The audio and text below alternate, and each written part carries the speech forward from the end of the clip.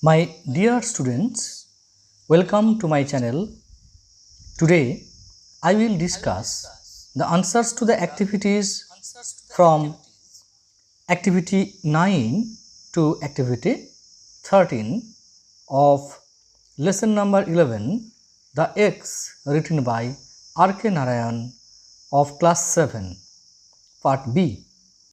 প্রিয় ছাত্ররা, আমার এই চ্যানেলে তোমাদেরকে আবারও স্বাগত।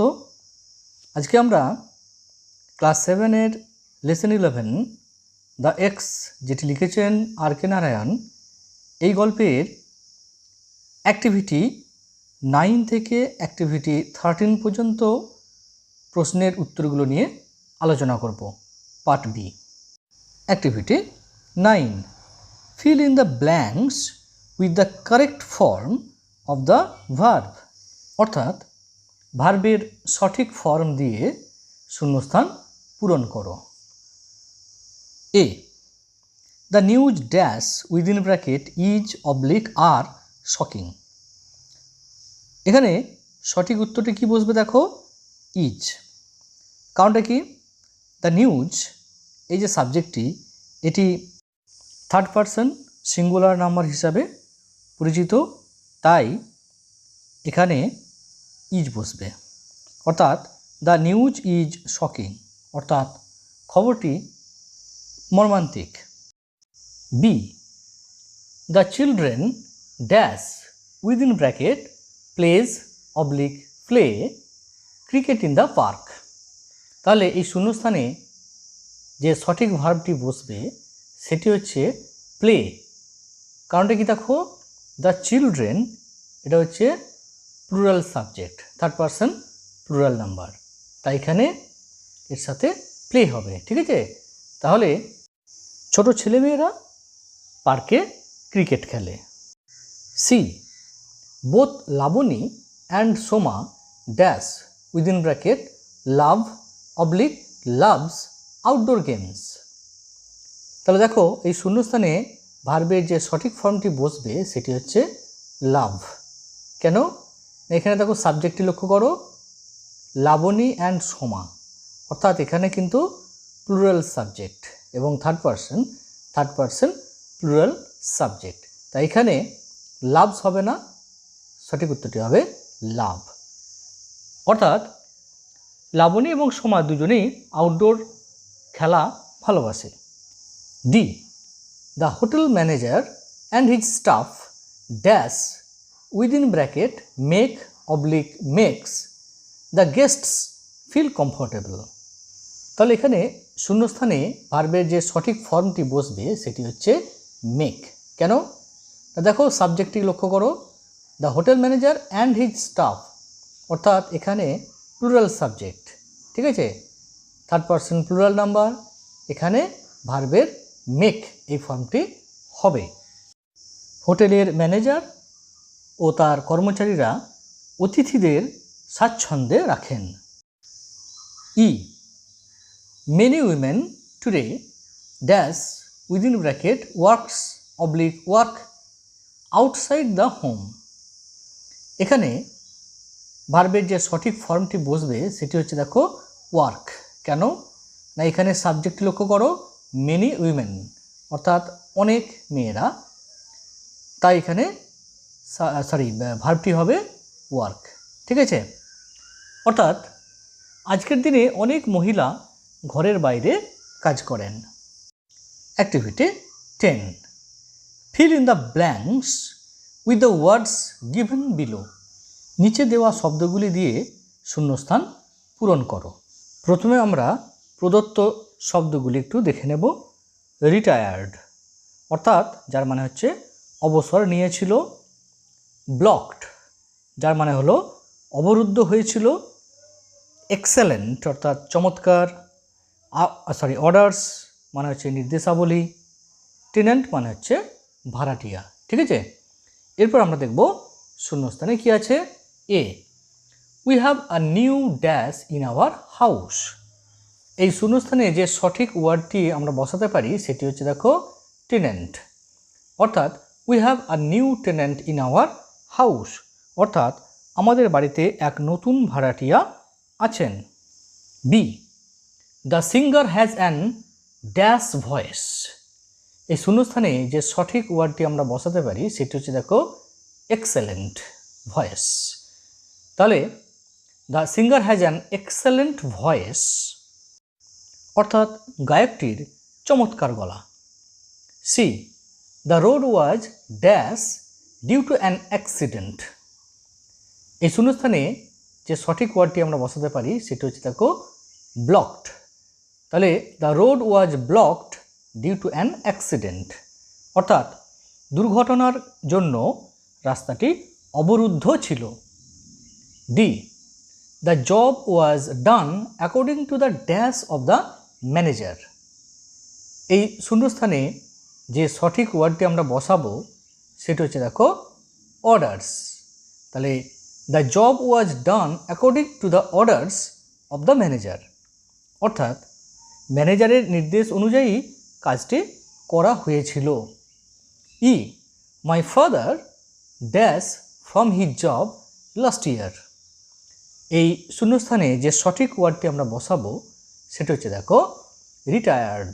ঠিক আছে, তাহলে my father retired from his job last ইয়ার অর্থাৎ আমার বাবা গত বছর চাকরি থেকে অবসর গ্রহণ করেছেন। Activity 11, write the appropriate plural nouns of the following, one is done for you. নিচের নাউনগুলির উপযুক্ত প্লুরাল ফর্মস বা আমরা বলতে পারি বহুবচন রূপটি লেখো, একটি তোমাদের জন্য করে দেওয়া আছে। এ, মোর দ্যান ওয়ান ওমেন। এটা দেখো দেওয়া আছে অর্থাৎ একের বেশি মহিলা। এর উত্তরটি হবে দেখো উইমেন অর্থাৎ মহিলারা। B, more than one man অর্থাৎ একের বেশি ম্যান বা মানুষ। এখানে উত্তরটি কী হবে দেখো মেন অর্থাৎ মোর দ্যান ওয়ান ম্যান এর প্লুরাল নাউনটি হবে মেন। ঠিক আছে, অর্থাৎ মানুষগুলি বা মানুষরা।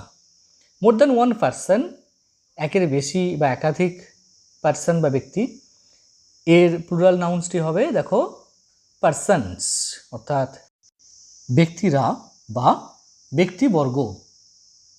D, more than one goose অর্থাৎ একাধিক বা একের বেশি গুজ অর্থাৎ হচ্ছে রাজহংসী।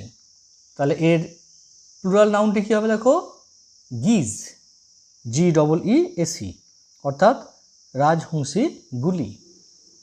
ই, মোর দ্যান ওয়ান মাউস অর্থাৎ একাধিক বা একের বেশি ইঁদুর। তাহলে এর সাথে প্লুরাল ফর্মটি হবে দেখো মাইস। ঠিক আছে, অর্থাৎ ইঁদুরগুলি।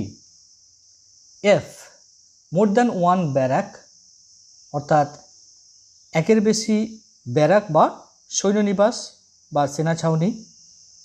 এর সঠিক প্লুরাল নাউন ফর্মটি হবে দেখো ব্যারাকস অর্থাৎ সৈন্যনিবাসগুলি। জি, মোর দ্যান ওয়ান ডিয়ার অর্থাৎ একের বেশি হরিণ। এর প্লুরাল ফর্মটি হবে দেখো বা প্লুরাল নাউনটি হবে ডিয়ার অর্থাৎ ডিয়ারের সিঙ্গুলার এবং প্লুরাল ফর্ম একই ডিয়ার। ঠিক আছে, হরিণগুলি। মোর দ্যান ওয়ান সিলেবাস এর সঠিক প্লুরাল নাউনটি হবে দেখো সিলেবাসেস অথবা সিলোবি। ঠিক আছে, এই দুটো ফর্মই কিন্তু সঠিক, দুটো মানে হলো সিলেবাসগুলি। I, more than one focus অর্থাৎ ফোকাস মানে কেন্দ্রবিন্দু বা আমরা বলতে পারি ফোকাস। তাহলে এর সঠিক প্লুরাল নাউন ফর্মটি হবে দেখো ফোকাসেস অর ফোকাই অর্থাৎ এই দুটোই মানে হলো ফোকাসগুলি বা কেন্দ্রবিন্দুগুলি, দুটো ফর্মই কিন্তু সঠিক। ঠিক আছে, এবার আমরা চলে আসছি activity 12A, write a letter to your friend inviting him or her to the marriage ceremony of your uncle.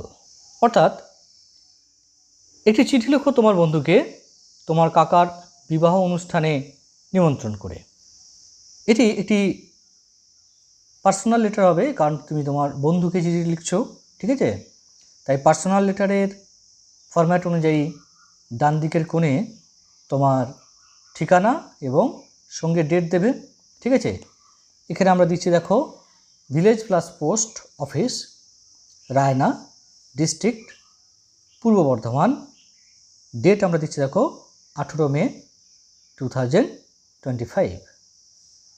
এবার বাঁদিকে একটু ছেড়ে একদম বাঁদিকে চলে এসো। এখানে তোমাদেরকে স্যালুটেশন করতে হবে, বা আমরা বলতে পারি গ্রিটিংস হবে। কি দেখো, dear Rahul, how are you and your family members. তোমরা এইভাবে শুরু করতে পারো যে হাউ আর ইউ, তুমি কেমন আছো, অ্যান্ড ইউর ফ্যামিলি মেম্বার্স, এবং তোমার পরিবারের অন্যান্য সদস্যরা কেমন আছে। I hope you are all very fine, আমি আশা করি তোমরা সকলেই খুবই সুন্দর আছো, খুবই ভালো আছো। We are all right here, আমরা এখানে ভালোই আছি। Here is a good news for you, এখানে তোমার জন্য একটা ভালো খবর আছে, ঠিক আছে? এরপর দেখো আমরা একটা প্যারা চেঞ্জ করছি, দিয়ে মূল বক্তব্যটা আমরা লিখছি। এবার দেখো, you will be very happy to learn or know that my uncle's marriage ceremony will be held on Wednesday the 28th June 2025 at our residence. অর্থাৎ you will be very happy, তুমি খুব খুশি হবে, টু লার্ন, এটা জেনে, that যে মাই uncle's marriage ceremony, আমার কাকার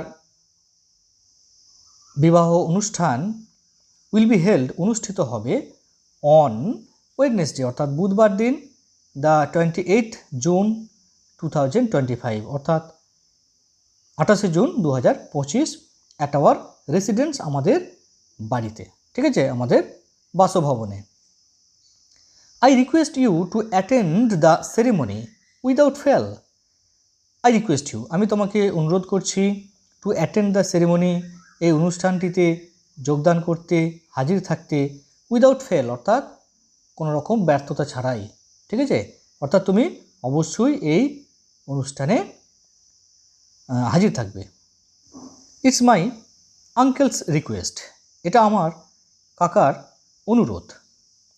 we all will get together and have joy on this occasion, আমরা সকলে একত্রিত হব বা মিলিত হব, এবং এই উপলক্ষে আমরা প্রচুর মজা করব।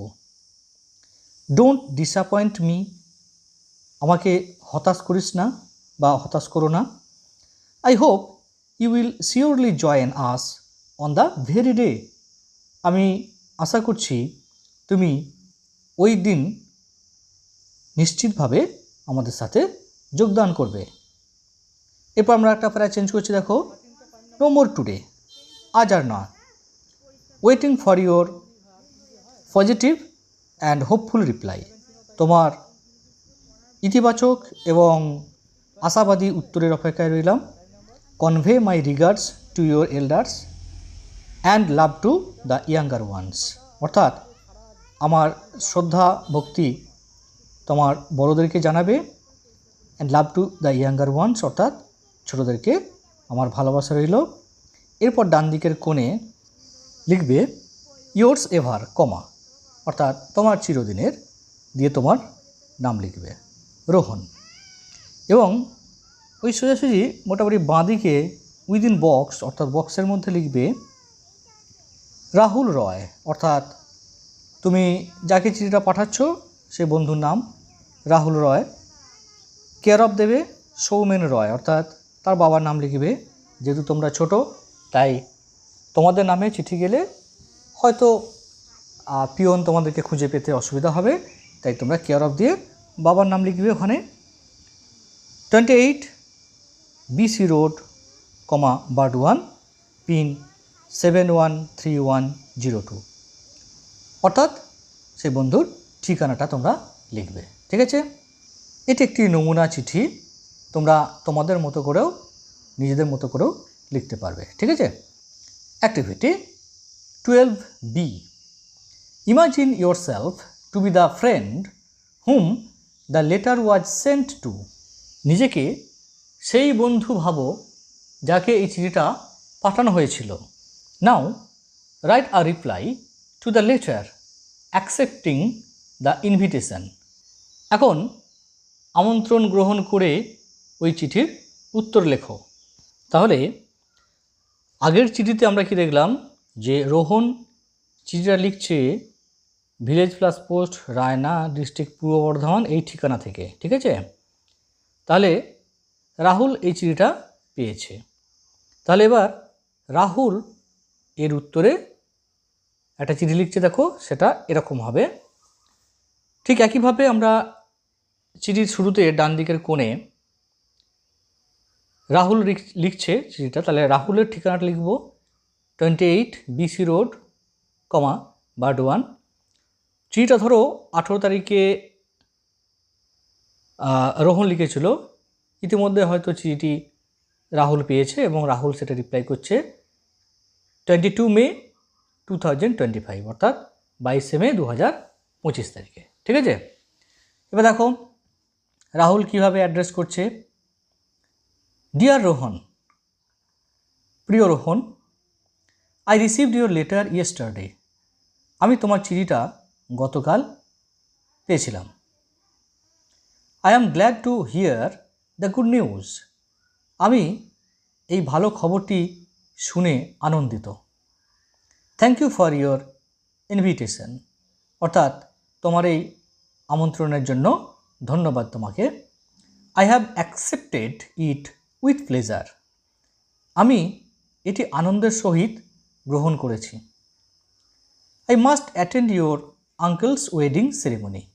আমি অবশ্যই তোমার কাকার বিবাহ অনুষ্ঠানে অ্যাটেন্ড করব বা হাজির থাকব। After a long time we all will have great fun together. অর্থাৎ অনেক দিন পর আমরা সকলে মিলে ভীষণ মজা করব। My parents have already given me the permission to join the auspicious occasion. অর্থাৎ আমার পিতামাতা ইতিমধ্যেই আমাকে এই মাঙ্গলিক অনুষ্ঠানে হাজির থাকার বা জয়েন করার বা যোগদানের অনুমতি দিয়ে দিয়েছেন। I am excited to go to your house and I can't miss such an opportunity for merry making. অর্থাৎ আমি খুব উত্তেজিত তোমাদের ওই বাড়িতে যাওয়ার জন্য। And I can't miss such an opportunity, আমি এরকম কোনো সুযোগ হারাতে চাই না ফর মেরি মেকিং, অর্থাৎ এরকম আনন্দ বা আমোদ প্রমোদ করার এরকম একটা সুবর্ণ সুযোগ আমি হারাতে চাই না। এবার আমরা প্যারাটা চেঞ্জ করে লিখব, দেখো no more today, more will be when we meet. আজকে আর নয়, আমরা যখন সাক্ষাৎ করব সেখানে অনেক কিছু বলা হবে। Take my love and pay my regards to the elders. আমার ভালোবাসা নিস এবং বড়দের আমার শ্রদ্ধা জানাস। এবার দেখো ঠিক একইভাবে ডান দিকের কোণে আমরা এইভাবে লিখতে পারি ইয়োর্স লাভিংলি, বা তোমরা এখানে ইয়োর লাভিং ফ্রেন্ডও লিখতে পারো, রাহুল, তোমার ভালোবাসার রাহুল। এবার বাঁ দিকের কোণে যাকে চিঠিতে পাঠানো হচ্ছে অর্থাৎ রোহনের ঠিকানা লিখব, ঠিক আছে। তাহলে প্রথমে কি লিখব, উইদিন বক্স, এটা অবশ্যই বক্সের মধ্যে হবে এবং এই বক্সের ডান দিকের কোণে এটি স্ট্যাম্প লিখে দেবে ছোট্ট করে, ঠিক আছে। তাহলে দেখো লেখা হবে নাম, রোহনের কাছে চিঠিটা পাঠানো হচ্ছে বা আমরা রোহনকে উদ্দেশ্য করে চিঠিটা লিখেছি, তাই এখানে লেখা হবে রোহন বোস, কেয়ার অফ, তার বাবার নাম লিখবে দীপক বোস। এরপর আমরা তার আগে চিঠিতে তার ঠিকানা আমরা পেয়ে গেছি, village plus post Raina district পূর্ব বর্ধমান, পিন নাম্বার 713421, ঠিক আছে। বেশ, এরপর আমরা চলে যাচ্ছি activity 13, write a short story with the help of the following points. নিচের সংকেতগুলির সাহায্যে বা নিচের সংকেতগুলিকে কাজে লাগিয়ে একটি ছোট গল্প লেখো। এখানে দেখো পয়েন্টস বা সংকেতগুলি দেওয়া আছে, দেখো frogs lived in a pond, ব্যাঙেরা পুকুরে বাস করত। Boys hit stones and hurt the frogs. ছেলেরা পাথর ছুঁড়ে ব্যাঙেদের আহত করত বা আহত করে। A frog asked, why are you throwing stones? একটি ব্যাঙ জিজ্ঞাসা করল, তোমরা কেন পাথর ছুঁড়ছ? Boys replied, we are playing. ছেলেরা উত্তর দিল, আমরা খেলছি। Frog said, it is death to us. ব্যাঙেরা বলল, এটা আমাদের কাছে মৃত্যু। বয়েজ ফেল্ট সরি, ছেলেরা দুঃখিত হলো। স্টপড স্পোর্ট, খেলা বন্ধ করলো। গল্পটির একটি টাইটেল দেওয়া যেতে পারে এরকম, লিভ অ্যান্ড লেট লিভ, বাঁচো এবং বাঁচতে দাও। অথবা অন্য একটি অল্টারনেটিভ বা বিকল্প টাইটেলও দিতে পারি, the story of the frogs and boys, অর্থাৎ ব্যাঙ এবং ছেলেদের গল্প। তাহলে আমরা গল্পটা এইভাবে শুরু করতে পারি, দেখো। Once upon a time some frogs lived in a pond. একদা একটি পুকুরে কিছু ব্যাঙ বাস করত। One day some boys came to play on the bank of that pond. একদিন কিছু বালকেরা ওই পুকুরের পাড়ে খেলতে এলো। One of the boys somehow saw the frogs. ছেলেগুলির মধ্যে কেউ একজন কোনো প্রকারে ব্যাঙগুলিকে দেখে ফেলল। They are croaking with their heads above the water, অর্থাৎ তারা তাদের মাথাগুলোকে জলের উপরে রেখে ডাকছিল। The naughty boys thought of a new game, অর্থাৎ ওই দুষ্টু ছেলেরা একটি নতুন খেলার কথা ভাবল। They began to throw stones at the frogs, তারা ওই ব্যাঙগুলির দিকে পাথর ছুঁড়তে শুরু করলো। The stones hit the frogs and hurt them, পাথরগুলো ব্যাঙগুলোকে আঘাত করলো এবং তাদেরকে আহত করলো। Some of them got injured, তাদের মধ্যে কেউ কেউ আহত হলো। A veteran frog raised his head above the surface of the water and said, why are you throwing stones at us? এক বয়স্ক অভিজ্ঞ ব্যাঙ, বা আমরা বলতে পারি বর্ষিয়ান একটি ব্যাঙ, তার মাথাটি তুলল জলের উপরিতলে এবং বলল, why are you throwing stones at us? কেন তোমরা আমাদের দিকে পাথর ছুঁড়ছ? The boys replied, we are just playing, it's a funny game. ছেলেরা উত্তর দিল, আমরা তো কেবলমাত্র খেলছি, এটা একটা মজার খেলা। The old frog said, your fun is our death, অর্থাৎ সেই বৃদ্ধ ব্যাঙটি বলল, তোমাদের মজা আমাদের মৃত্যু। Hearing this the boys felt sorry and stopped their game at once. এই শুনে ছেলেগুলি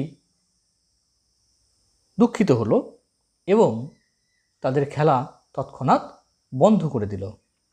students, that's the end of the discussion. Thank you. Thanks for your cooperation.